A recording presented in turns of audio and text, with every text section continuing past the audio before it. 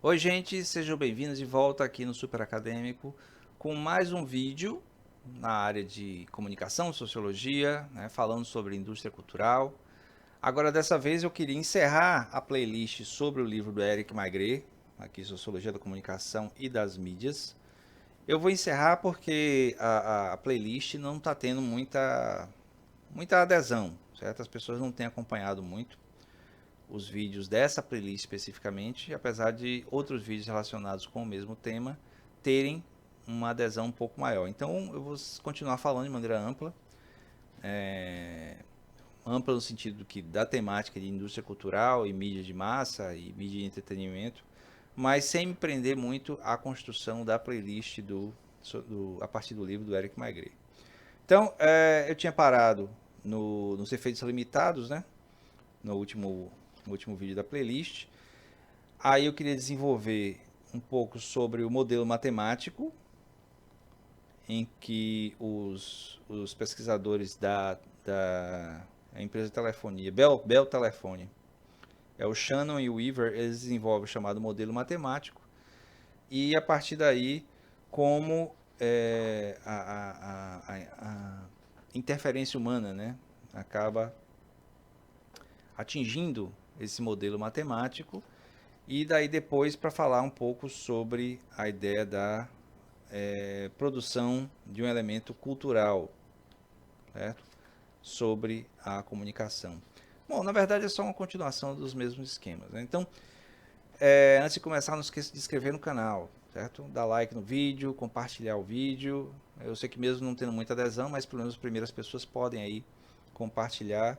E eu acho que no futuro essa playlist pode contribuir muito. Então vamos lá.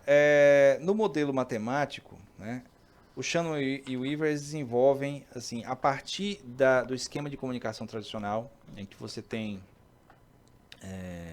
fonte, emissor, mensagem através de um canal, receptor e destino, né? Eles vão fazer um acréscimo muito importante, dois acréscimos na verdade, né? Que é a questão do reconhecimento do ruído na comunicação. Então, como eles são técnicos de telefonia, então havia muita preocupação de superação dos ruídos da comunicação por eles. E essa superação de ruídos podia advir de uma outra coisa que eles acrescentaram no esquema, que é a ideia do feedback, né? A ideia de você ter um modelo de autoaprendizado, por isso chama de modelo cibernético, em que o receptor ele pode emitir uma informação, um input a mais no sistema, que faz com que o sistema se corrija, né? O sistema aprenda como melhorar a si mesmo. Daí a ideia do feedback, né? Que é uma ideia que é muito adotada também por ciências da administração, né? Ciências da comunicação de maneira geral, já que possibilita que o sistema se corrija. Tá? Então, é bem interessante isso. Então, deixa eu ver aqui. No processo de aprendizado, por exemplo, do indivíduo, isso pode ser usado. Né? Então, você tem o indivíduo que aprende alguma coisa, ele verifica o que aprendeu. A partir dessa verificação do que ele aprendeu, ele pode retornar e modificar o processo de aprendizado para aprender mais, aprender melhor, evitar erros, evitar ruídos.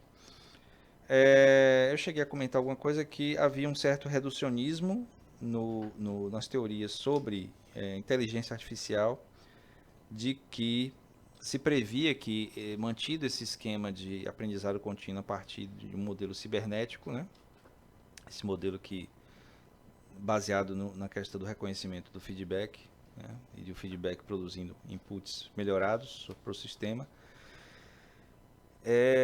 geraria um modelo de inteligência artificial, né? Aí eu chamo isso um pouco de reducionismo, já que é uma previsão meio forçada a princípio, talvez porque a gente esteja vivendo num momento em que a ideia de inteligência artificial está sendo reconstruída, está sendo repensada. Eu acho que está sendo muito mais interessante a ideia de comunicação artificial e não inteligência artificial. que é uma adoção, né, uma adoção conceitual do uso dos algoritmos como uma maneira de comunicação dos sujeitos, né, das pessoas com as máquinas, de uma maneira que é o que o sujeito responde e pergunta, né, daí a comunicação artificial, que possibilita a resposta via algoritmos pré-programados, claro, de respostas inteligentes, no sentido de que elas só existem porque tem a relação, então não são autônomas. Né? Então, deixa eu ver, o que mais? Havia uma afinidade dessa teoria matemática com o funcionalismo, meio que evidente isso, já que no funcionalismo você tem um sistema social que é ajustado pelo desvio, né? Então o desvio nada mais é do que justamente o reconhecimento do ruído no sistema e a produção do feedback que permite que o desvio seja corrigido. E acho que é só. Tem aqui as questões cognitivas, tá? O papel das emoções nisso aqui. Então, as emoções possibilitariam um reconhecimento sistemático dos ruídos, né? Para que os feedbacks pudessem ser produzidos e gerar a, a correção, digamos assim, né? O aperfeiçoamento do sistema de comunicação. A obra principal do Sean Weaver é de 1975, Teoria Matemática da Comunicação. Aí vem o papel, né, representado pelo McLuhan na comunicação de massa. Então, Marshall McLuhan foi um pensador canadense-americano, né? E ele, como um teórico, né, era um teórico que trabalhava muito a questão do prolongamento da ação humana a partir das tecnologias, certo? Então, uma ferramenta, né, uma enxada, uma faca, seria uma extensão do braço, né, dos músculos humanos na, na, na, no processo de fazer, de realizar uma tarefa. E aí os meios de comunicação seriam mais uma extensão. Então, a câmera é a extensão dos olhos, a tela é uma extensão do que os olhos podem mostrar, podem ver, o rádio é uma extensão dos ouvidos, né, a leitura, tudo isso, todas as mídias, né, tanto as mídias individuais, iniciais e as mídias de massa, seriam extensões do ser humano. E ele vai fazer uma classificação que o Eric Maigret vai dizer que é meio arbitrária entre meios frios e meios quentes. Né? Meios quentes seriam aqueles que promovem maior agitação, digamos assim, entre o receptor da mensagem e a mídia, enquanto que os meios frios seriam aqueles que promovem um maior afastamento. Mas aí realmente não faz muito sentido.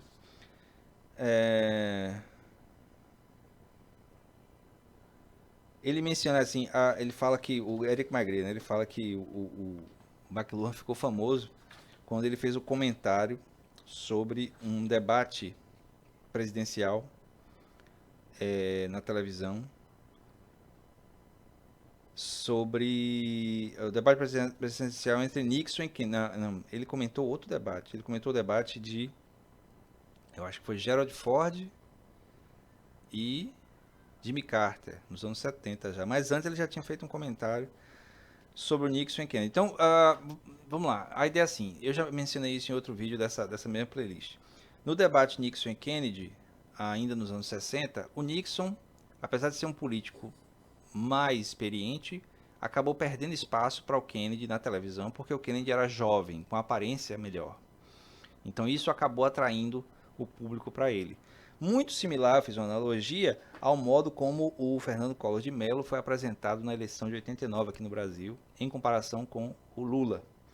Então Collor, por ser jovem, né, com uma aparência mais limpa, digamos assim, né, sem barba, tal, o Lula tem aquela coisa do barbudo, né, do radical barbudo, que tentavam fazer dele uma imagem pregada nele, enquanto Collor é aquele cara, o almofadinha, né, que tá sempre limpinho, é um esportista jovem. Então, essa diferença de imagem também contribuiu para a construção da imagem do candidato. É claro que as escolhas feitas pela mídia de massa, especialmente pela Rede Globo, de ter descaradamente, né, apoiado e favorecido o candidato Collor, que é reconhecido pela própria mídia, eu já falei isso aqui, então não é nenhuma conspiração, não é teoria de conspiração, é um fato que eles mesmos admitem. Isso favoreceu também, mas a ideia é que o tipo de mídia favorece uma certa coisa, né? Aí, é, na época do debate, aí voltando para os Estados Unidos, no debate do Carter e o Gerald Ford, eu me lembro que tem uma matéria de McLuhan comentando na televisão o debate. Então ele fala dos elementos de luz, dos elementos visuais e fala do modo de falar de um candidato e outro, né? Então, para quem não conhece esse tipo de história, né, detalhe histórico, o Gerald Ford foi o vice-presidente do Nixon. Nixon renunciou quando teve a acusação lá do caso Watergate. E aí o Gerald Ford ele tentou concorrer à eleição, né? Seria meio que uma reeleição, enquanto Jimmy Carter, candidato democrata, veio de frente batendo na questão do Nixon, né? Então, o modo como o Gerald Ford agiu, né, e tendo perdoado, de certo modo, o Nixon, tal, então favoreceu muito o discurso do candidato Jimmy Carter, sendo que todos os dois tinham que enfrentar uma coisa muito, muito mais grave nos Estados Unidos, que era a crise econômica que estava perdurando durante os anos 70, né, com o fim da Guerra do Vietnã e tal. Então estava uma crise muito grande quando teve eleição em 1975, se eu não me engano, né? O mandato foi de 76 a 79, acho que é isso mesmo. E então essa, esses comentários do McLuhan falam muito disso, né? De como a TV tem tal propriedade, como o rádio tem tal propriedade e tal. E aí, ao longo das teorias do McLuhan, ele fala sobre a tal da aldeia global e que os meios de comunicação se desenvolveriam, né, de um modo tal, com os computadores que estavam ainda em desenvolvimento na época, a internet ainda estava como um embrião lá nas pesquisas militares e universitárias, mas meio que ele previu essa ideia de conexão global que nós temos hoje, né, que é meio que ilusória, é claro, né, mas a gente tem essa possibilidade de uma conexão global mais ampla, se forem superados os problemas relacionados com outras questões, especialmente o capitalismo, que meio que, por mais que permita o desenvolvimento das tecnologias, por explorar sempre financeiramente, digamos assim, né, comercialmente, acaba impedindo o crescimento de um desenvolvimento social mais abrangente, né, mais amplo.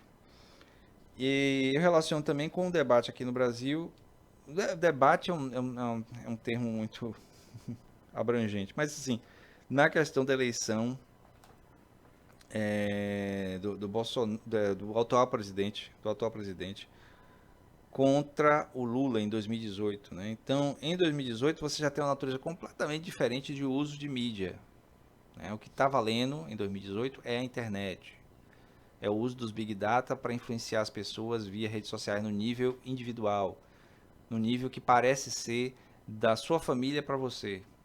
Então, a mídia de massa corporativa, mais tradicional, ainda exerce influência, mas nem tanto.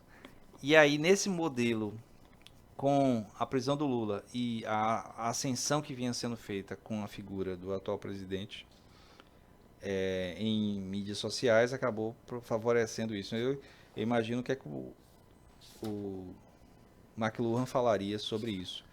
Ou sobre a eleição do Trump nos Estados Unidos, que tem a mesma natureza. Então, o McLuhan, né, ele vai trazer uma série de perspectivas que a teoria da indústria cultural, de maneira geral, meio que ignora por ser muito vendável, digamos assim. Ele trabalha muito na linha de que essa compreensão sobre as mídias de massa serve a um propósito comercial, mercadológico. Tanto que na área de publicidade, de marketing, se usa muito as referências do McLuhan sobre a maneira como podemos atingir as pessoas com os meios de massa. Há alguns exemplos aqui de como, né, os usos da mídia de massa podem atingir a democracia, ou modificar a democracia, que é uma coisa que o McLuhan, de certo modo, chamava a atenção, já que ele comentou dois momentos diferentes. Processos de debate televisivos na eleição americana. Aí tem exemplos aqui que vocês podem pegar e dar uma olhada, né? Tem o filme Democracia em Vertigem, que concorreu ao Oscar, né? Um filme brasileiro, que concorreu ao Oscar de melhor documentário, que fala justamente dessa essa vinculação entre as grandes corporações e a democracia e do investimento na produção de uma aparência de escolha, quando na verdade há um direcionamento muito forte das corporações em relação ao que há, ao que não há, e no caso, colocando em perigo a própria democracia por causa das escolhas feitas por esses players, né, por esses grandes nomes do jogo político e econômico. Então, tem o filme também, O Dilema das Redes, que é um filme do Netflix, se eu não me engano, que é um documentário também falando do dilema das pessoas que trabalham com redes sociais, de que eles têm influenciado, né? Como também no outro documentário Democracia Hackeada, que é falado isso, eles têm influenciado as democracias do mundo, né? Não só aqui no Brasil, nos Estados Unidos, na Inglaterra, no leste europeu, na Argentina. Todos esses lugares foram influenciados pela presença das redes sociais. E aí eles admitem, no caso deles, os profissionais, as pessoas que trabalham, que essa conexão permanente das pessoas com as redes sociais, com a mídia digital, acabou promovendo uma espécie de negócio, né, que depende muito do lado emocional negativo das pessoas, que é o chamado engajamento. Certo? Então, por exemplo, eu sempre nos vídeos aqui no canal, eu falo, comentem, né, deem like, se inscrevam, compartilhem. Isso gera engajamento no vídeo. Agora o engajamento do vídeo espontaneamente, já que eu estou supondo que você que assiste se interessa pelo assunto, vai e compartilha e comenta. Mas você pode pegar e artificialmente gerar esse engajamento, que é justamente o que muitas coisas do atual governo são feitas. Né? Então, tem uma notícia fabricada, notícia falsa, ou uma notícia qualquer que tem umas certas palavras-chave, os robôs são acionados imediatamente, que são esses perfis falsos em redes sociais, lançando diversos comentários. Esses diversos comentários geram engajamento, e aí pessoas de verdade passam a engajar também, porque passa a aparecer mais nas notificações, né, nas timelines das redes sociais. E as pessoas se envolvendo naquilo ali, elas acabam participando de uma coisa que foi iniciada artificialmente. A mídia de social, né, as empresas, Facebook, Twitter, YouTube aqui também, tal, Instagram, eles precisam desse engajamento porque é o que gera mais negócios. Tendo mais engajamento, mais há acesso às publicidades, né, aos anunciantes, e os anunciantes acabam gastando mais. E que é assim que sobrevive, é assim que ganha os bilhões a esse acesso dos usuários aos anunciantes. O problema é que, né, que é o problema moral que justamente nesse filme, Dilema das Redes, aparece nos profissionais. É que muitas vezes o engajamento é negativo, né? Engajar no ódio a não sei quem, certo? Engajar em desfazer a imagem de alguém, seja uma celebridade, seja um político, seja o que for.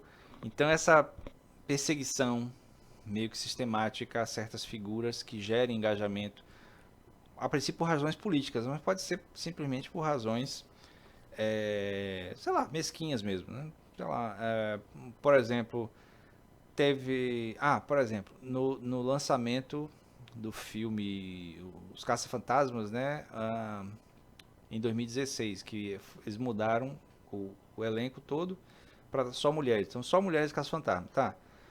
E aí foi tanta gente comentando esse negócio de maneira negativa, né? Com uma espécie de misoginia, por ser só mulheres, independente da qualidade do filme ou não. Até o candidato a presidente, o Donald Trump, entrou na conversa, que acabou criando muito engajamento negativo, né? Então chamou a atenção justamente para o fato de que muitas pessoas, por alguma razão, não queriam que só mulheres estivessem no principal elenco do filme. O único homem, digamos assim, do filme faz um papel meio afeminado também. Então, esse tipo de engajamento negativo é muito lucrativo para a mídia social, mas é ruim para a sociedade. Né? A sociedade acaba revelando o que tem de pior com isso aí. E aí eu acho difícil o McLuhan ter imaginado algo desse tipo com o desenvolvimento das mídias. E como último tópico, para finalizar, né, o vídeo e a playlist, né, a gente vai falar sobre a questão da cultura da comunicação. Então, você tem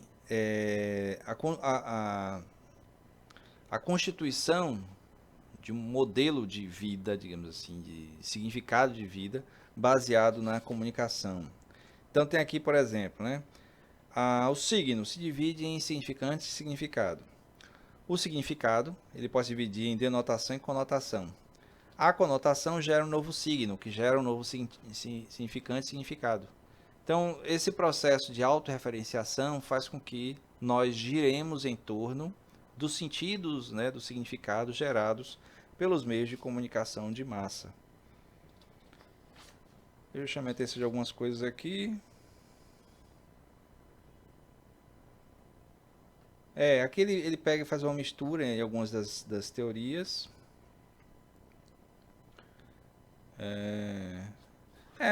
Seria um exemplo fácil de entender isso aqui, seria como os slogans, né, os chavões que são usados hoje em dia, eles caem no gosto popular muito rápido.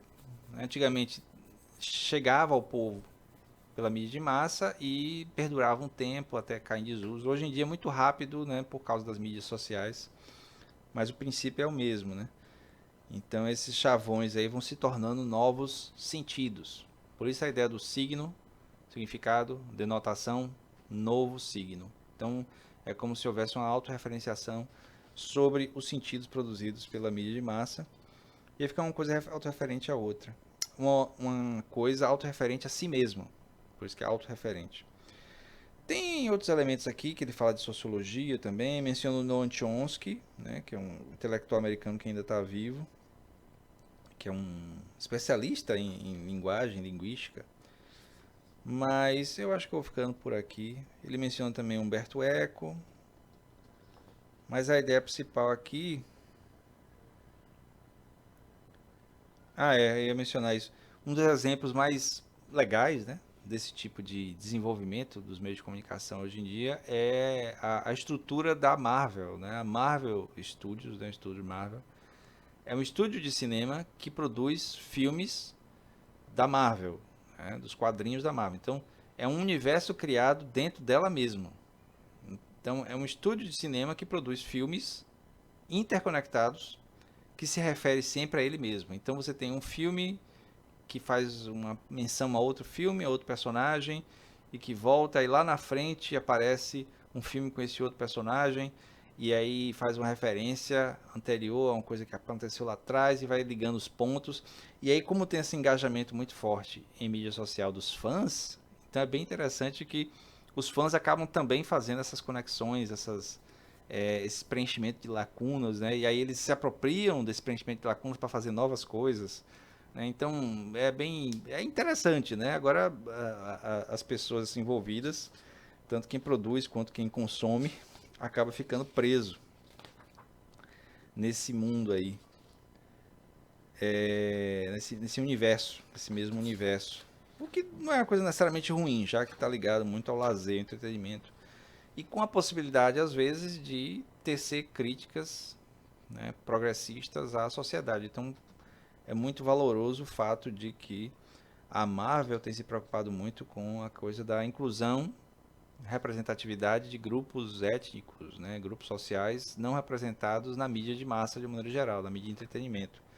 Então eles fizeram isso com a comunidade negra, né, africana, através do Pantera Negra, que chegou a concorrer ao Oscar de melhor filme. Né? Você tinha um elenco de atores no filme, todo mundo negro, todos, né? Só um ou outro branco assim e tal. E aí esse tipo de coisa trouxe um esforço de representatividade que gerou muito engajamento nas mídias sociais também. É provável que tenha gerado coisas negativas também, eu não sei, não acompanhei. Tem outro filme da Marvel também que fez esse mesmo tipo de coisa, só que para a comunidade asiática, que é o Shang-Chi. O Shang-Chi é um filme, basicamente um filme de artes marciais, envolto, né, dentro do sistema de fantasia da Marvel. Mas o elenco, todo mundo asiático. Eu não me lembro de ninguém não asiático no filme. Realmente eu não me lembro, mas... Ah, tem o inglês lá, que foi o Mandarim no Homem de Ferro 3. Tá vendo as conexões entre o próprio universo, né? Conectando um com o outro. O cara que fez o Mandarim não sendo chinês. No Homem de Ferro 3, que era o ator inglês, o Ben Kingsley, ele fez o Trevor Slattery.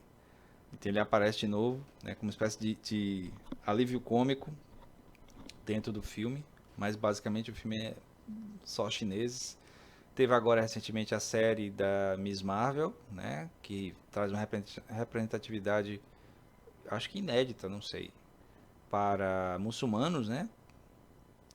Então a comunidade muçulmana sendo representada não de uma maneira negativa, mas de uma maneira positiva. Então, e bom, a representatividade relacionada com mulheres, né, com comunidade gay.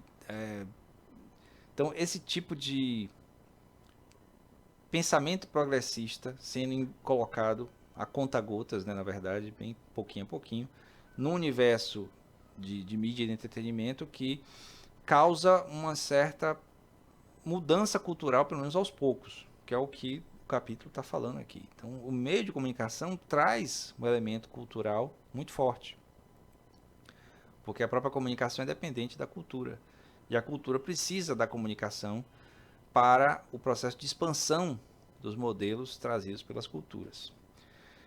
Deixa eu ver aqui.